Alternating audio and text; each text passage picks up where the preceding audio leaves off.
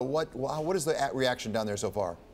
Incendiary. That's how House Minority Leader Nancy Pelosi put it, David, in a statement. Senator John Cornyn, a Republican from Texas, also on the Senate Intelligence Committee, saying that Donald Trump Jr. now should testify before that committee in order to get more answers from this bombshell of a report. I spoke with a source close to the president's son who told me that they felt they wanted to get out these emails all in one time in order to just get ahead of the story. But there's no question that now there are intensifying questions surrounding the investigations just one day ahead of Christopher Wray, the president's nominee, to testify for the FBI, to testify before the Senate Judiciary Committee tomorrow. He will certainly face questions now, not just from Democrats about how he will continue this investigation, but also from Republicans. So Meghan Murphy, getting out ahead of the story and getting it all out there is exactly the first thing you do, but they haven't done that. This has come out in dribs and drabs. Also, it's ridiculous. They only released those emails because the New York Times was about to release them themselves. So you can get ahead of it by about 2 minutes is what they did there.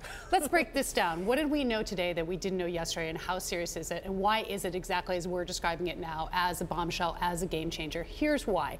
We know today that Donald Trump Jr. actually knew that this information was coming to, or was said in the email that was coming from the Russian government, the crown prosecutor of Russia, that information was there.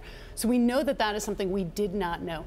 We also know that that Jared Kushner was also involved in that email, that he said he also might bring Paul Manafort. So there are other people in a wider circle that was aware that this was what was being discussed. Was there an implicit quid pro quo? That we don't know. The other thing I think it's really important to focus on here is it kind of leads more explanation and more, what I'm sure Winnie can talk about too, is investigation into what the president knew. He was so firm and so forceful about wanting James Comey to drop this probe. It now emerges that his son and his son-in-law were enmeshed, admired, really involved at this exchange with people about whether or not this information was of value, whether it was not of value about Hillary Clinton.